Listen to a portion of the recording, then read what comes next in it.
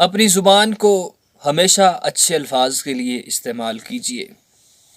جو بھی لفظ منہ سے نکالیں اچھا ہو، بہتر ہو اور تول کر نکالیے کہ کسی انسان کی دل آزاری نہ ہو۔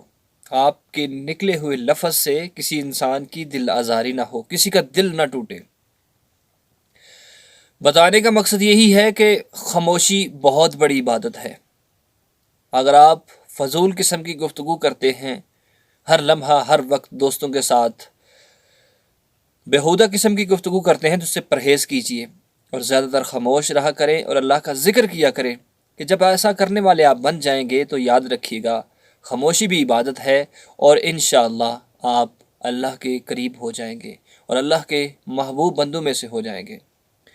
قرآن پاک کے اندر ایک موقع پر، ایک جگہ پر یہ بھی حکم آیا ہے کہ جب جہنمیوں سے پوچھا جائے گا کہ کس چیز نے تمہیں جہنم میں بھیجا، تو وہ کہیں گے کہ ہم بیہودہ قسم کی گفتگو کیا کرتے تھے، فحاشی والی گفتگو کیا کرتے تھے۔ تو پیارے ساتھی، اپنی زبان جو اللہ رب العزت نے تمہیں عطا کی ہے تو اس کو بہتر کر کے استعمال کریں، اس سے غلط اور کوئی بھی ایسی بات نہ کہیں کہ جس سے کسی کی دل آزاری ہو۔